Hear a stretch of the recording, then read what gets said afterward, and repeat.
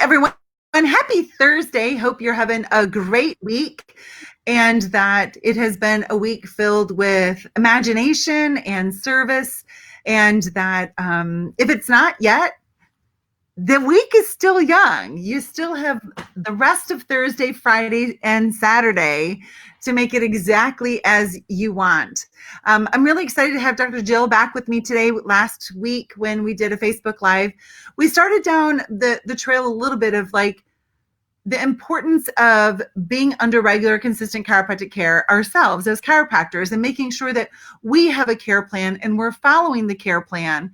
And there was a moment in time when that wasn't the case for Dr. Gilles, and some health challenges were happening, and it forever changed the course of his future. So let's start right from the beginning there. What happened? So I believe that I had been under regular chiropractic care since the age of 12 when I discovered chiropractic, and had my buddies checking me every week or two, and did that from the time I think I probably went to chiropractic school. And in the spring of 2003, I started having major issues breathing. And I am allergic to animal hair, cats, dogs, etc. And so I had this sense that there's always a cat or a dog or something around me, and there wasn't. And one day, one of my assistants came to me and she said, and she put her hand on my shoulder, she said, "I'm so afraid you're going to die in front of me." And she was tearing up, and I said, "What are you talking about?" She said, "Listen to yourself breathing." She says, "You sound terrible." She said, "I don't want to be disrespectful, doc, but you look terrible. Like you've aged like 10 years in the past 6 months. There must be something seriously wrong with you." And I was like, no, because trying to justify. I said, no, I'm trying to figure out what I'm allergic to. I know it's an allergic reaction.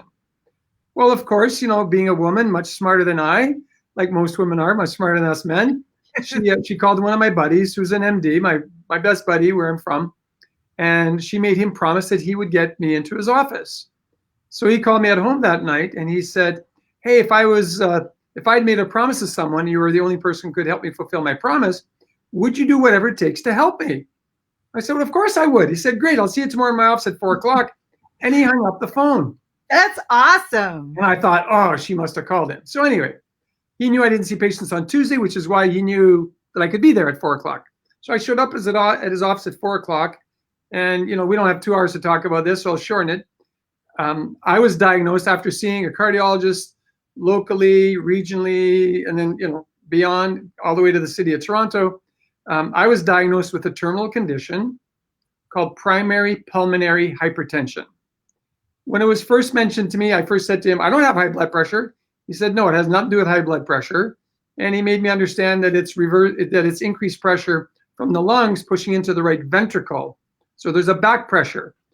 The normal back pressure is measured at about 15 millimeters mercury of pressure, and that's what everybody has. So your heart pumps just beyond 15, pumps blood into the lungs, removes CO2, you take in O2, and it sends it to the rest of the body.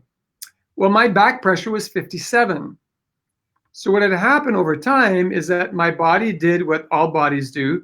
It adapted to that back pressure, and it caused my heart to grow in size, unbeknownst to me until those tests were done. So my heart had expanded to 2.5 times its normal size. So during that period of time that it expanded, my body was adapting to this back pressure. And it got to the point where in chiropractic, we talk about limitations of matter. It could no longer adapt because there was no more room for my heart to expand inside my chest. So I was given the prognosis of, you have 2 years to live. And if you research it, you'll find that the prognosis for most people diagnosed with primary pulmonary hypertension is about 24 months post-diagnosis. Or I could get 5 years if I agreed to a double lung and heart transplant. And I thought, that is pretty weird that if God had wanted me to have somebody else's lung and heart, he would put a zipper here, right? A long one that they could open up. So I did the research on both the condition, which I really was not that knowledgeable about, became very knowledgeable about primary pulmonary hypertension. And then I did all sorts of research as it relates to double lung and heart transplant recipients, and recognized that, yeah, it may give me an extra 3 years, but it would not be a high quality life. It would be a pretty low quality life.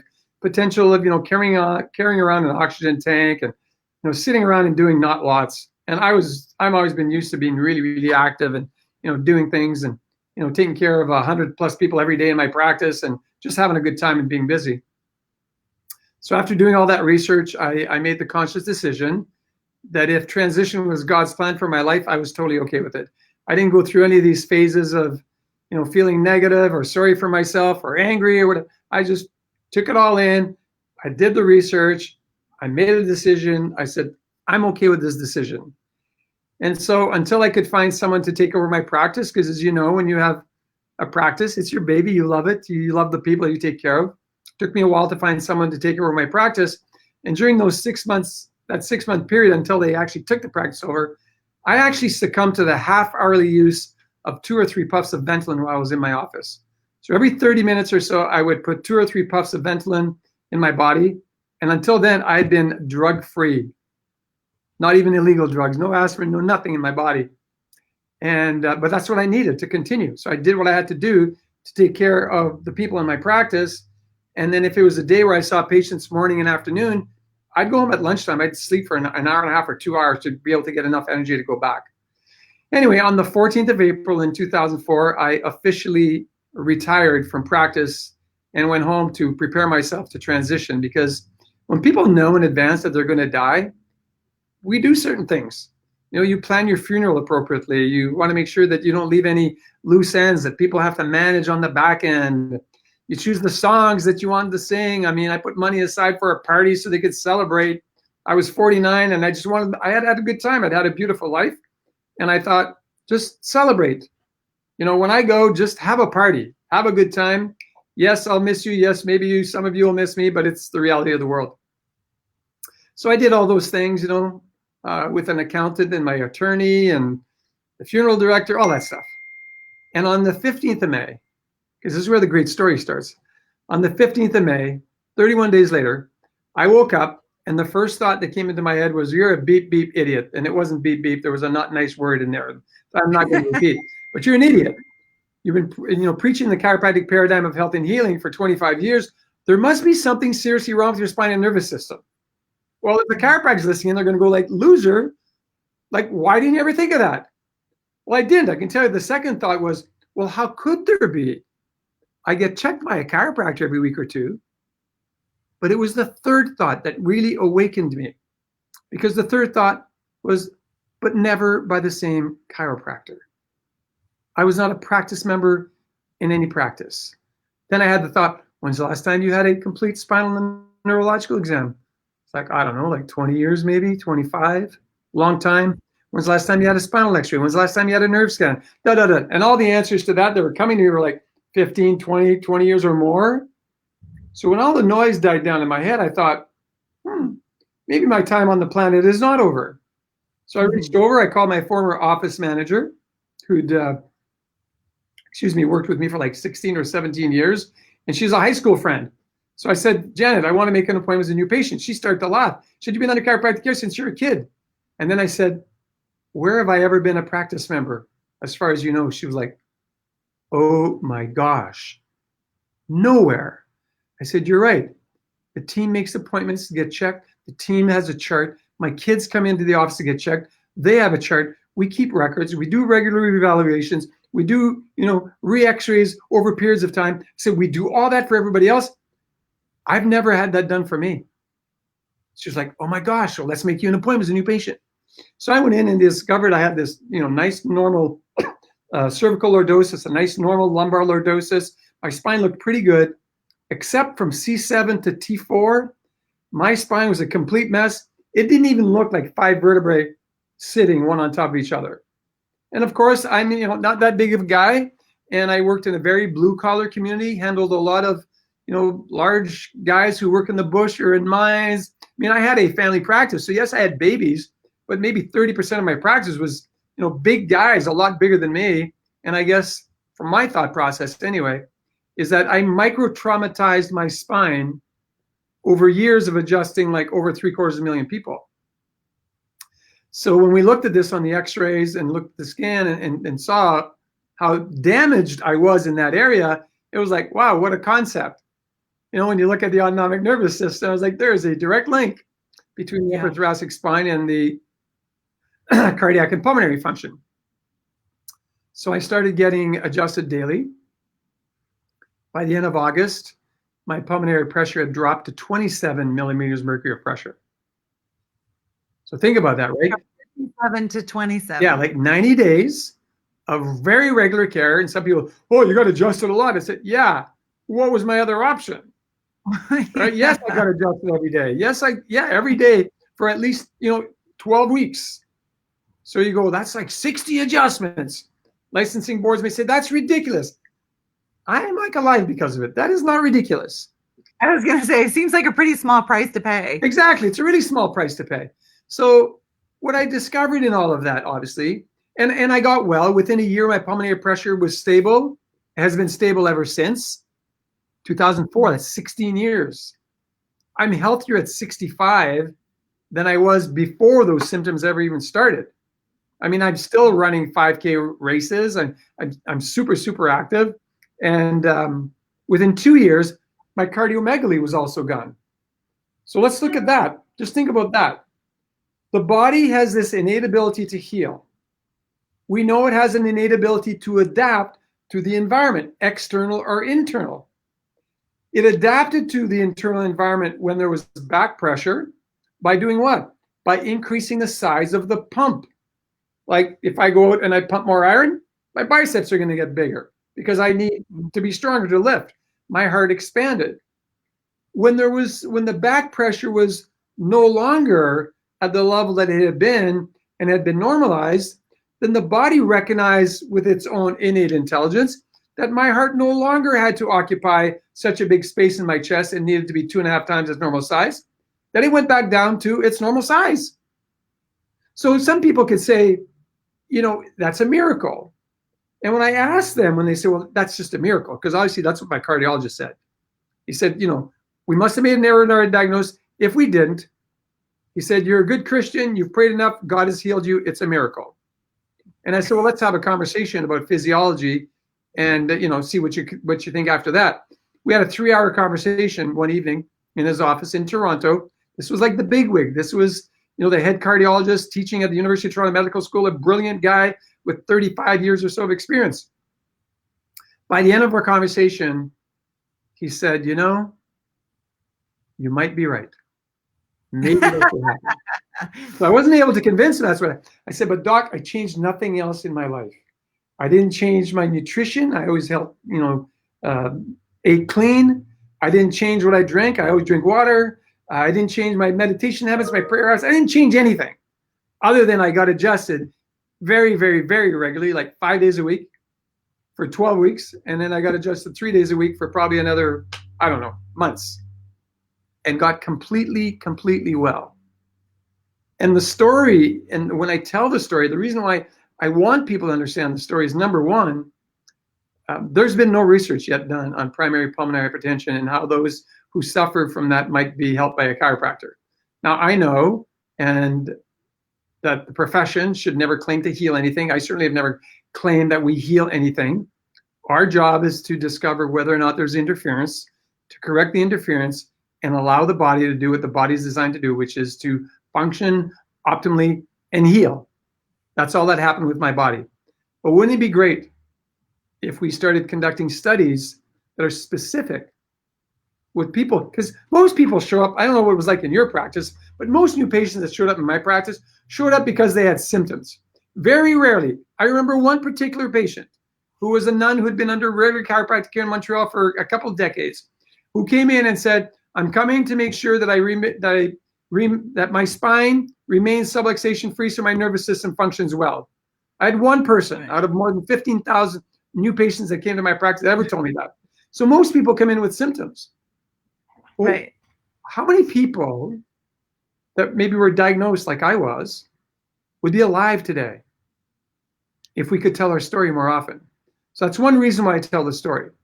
The second reason why I tell the story is because I've been heartbroken a number of times when young chiropractors have died of a massive heart attack at like 50, 52, 53 years old. Mm-hmm. And then I chat with people and I ask them, I chat with chiropractors and said, are you a practice member in any practice? I would tell you, and this is a straw poll, I would tell you that more than 50% of the people I ask are not members in any practice. They don't make appointments. Whoever adjusts them doesn't keep a chart on them. They don't get regular reevaluations, etc. Well, if I had not had what BJ called the thought flash, if I had not had that thought flash on that day, the 15th of May, 2004, I would be dead because I was dying quickly. I couldn't go up a flight of stairs by myself, Dr. Barb. I couldn't walk 100 feet unaided. I mean, I was in rough shape. I was a very, very old man in a 49-year-old body. And so those are my two reasons for accepting your invitation. I want my chiropractic colleagues to receive the quality of care that they deliver themselves to their practice members. Mm-hmm. We owe that to ourselves. And we owe it, I think, to the chiropractic profession. I thought I was under regular care. I was not. I had the epiphany. I share my epiphany with all of you, hoping you have the same epiphany without having to go through the trauma, the trial, the tribulations, the pain, and the questioning, if you like. Get under regular care. Demand that you receive the same quality care as you deliver in your own practice. There is somebody that you love as a chiropractor who can deliver an adjustment just as good as you can, who can put you on a care plan just as good as you can to any practice member in your own practice. Do it for yourself. I've been under regular care ever since. Right now, I'm very fortunate where I sit in my office here at Life University. My chiropractor is on the other side of this wall. Yes, I have to go outside and go around, but I get checked every 2 weeks at the NeuroLife Institute. And I've been doing it since I came to Life, I guess 7 years ago. When I was living in Dallas, Dr. Francis Murphy was my chiropractor. And, I was in his office every week or two regularly, and I've done it ever since. And so today, like I said, at 65, I'm much healthier than I was at 49, obviously. And there's nothing I want to do in life that I can't do. And you, my fellow colleagues, deserve that too. Practice I think part of this story too is not to poo-poo when we have symptoms. Something I really clued into at the beginning when you and your assistant were talking, and you're like, they're just my allergies. Like how easy it is to dismiss our own health by putting on a label versus having a thorough investigation as to, all right, what's going on? Because at 49, allergies shouldn't prevent me from going up the stairs. And if a practice member said that to me, would I buy that story? No, but why, why did I? So I realized, through this process, I was failing myself. I was failing my family. I was failing my practice members. I was failing my team because I never even set that example for them. I thought I was. I really didn't think I was not a regular chiropractic patient, but that's what I was instead of a practice member. In my office, you were a patient until you chose lifetime care. Then you became a practice member. So I was not a practice member in any practice. I was a patient who asked to get checked and adjusted as necessary when I would go have lunch with buddies. I'd go to his office, he'd come to my office. This week it was that buddy, 2 weeks from now it could be a different buddy. There was 9 chiropractors in my little town of Timmins, Ontario. We checked each other, but I probably didn't have the same chiropractic check me 3 visits in a row. It was this week one guy, 2 weeks later it was another guy, 3 weeks it was another guy. And then, then the cycle would start all over. Right. Terrible. So I could say I feel bad that I did that. I don't, but I share it because that's who I thought, that's how I was behaving at the time. I've made better choices since. Right. Well, and I think that's a great place for all of us to celebrate chiropractic's birthday tomorrow. Yay. Like, if you're serving chiropractors in your office, please demand that you care for them as a practice member. Do a comprehensive exam, just like if they were a new member of your practice, and have the same standards for them as you do for practice members. And the same goes for yourself.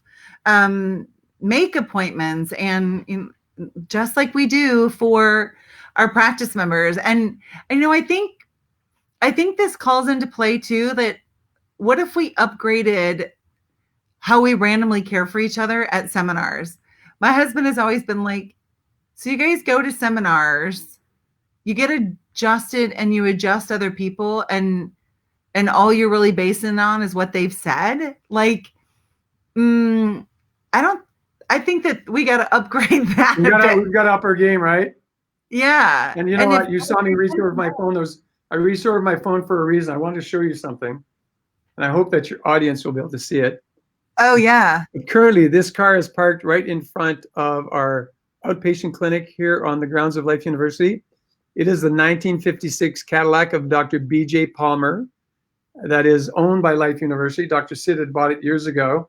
And I was outside a while ago, and I took pictures. There's even BJ's initials. Whoops. Oh, cool. BJ's initials on the door here. And when you mentioned, chiropractic's 125th birthday is tomorrow, September 18th, 1895, the birth of chiropractic.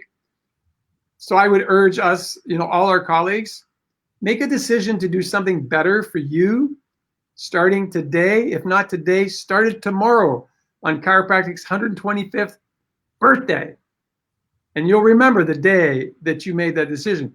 Because I remember that I retired on the 14th of April, 2004. And I remember waking up on the 15th of May, 2004, and making a different decision that day that I have committed to ever since. 16 years of following the advice I used to give to other people that I thought I was following and I wasn't. Right. Awesome. Well, hey, if you're watching this now or you watch it later and you're making that commitment in order to celebrate chiropractic's birthday tomorrow, to stand up and be in integrity with your practice members, with your family, with yourself, pop it in the comment section and say, absolutely, I am getting under regular, consistent chiropractic care. I'll have my own care plan. I'll follow it. I'll have re-exams, extended consultations. I'm worth it. And so are the people that I serve. So pop it in the comment section, and I'll be sure and follow up with all of you that pop that in a month from now to see how are you doing and what's it like to be under consistent care, and what are you discovering, right? Just like our practice members, when they commit to regular, consistent chiropractic care, how much their life expands. It can't just be them. It's got to be us as well. So Gilles, as we say goodbye to everyone, what final words do you want to leave with them? Man, practice what you preach, and be a practice member. And if payment is something that's required for you to be fully committed, be willing to pay your colleague for the care you're receiving. I have no problem paying for my care. If you don't want to pay your colleague, you could go to life.edu/research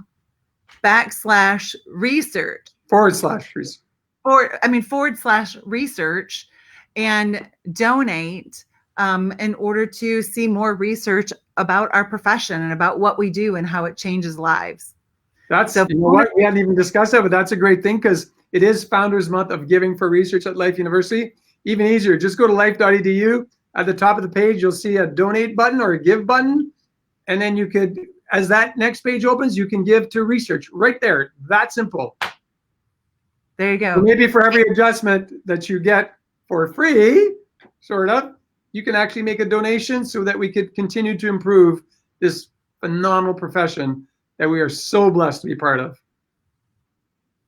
Awesome. Hey, thanks everyone. Happy birthday, chiropractic, tomorrow. Dr. Gilles, thanks so much for joining me and sharing your story. God bless you all. I will be live here shortly with Dr. Rashay Bell Hamilton, who practices up in Spokane. So make sure you come on back and join us. Thank you, Dr. Barbara. Love you. Bye for now. Bye. Yeah.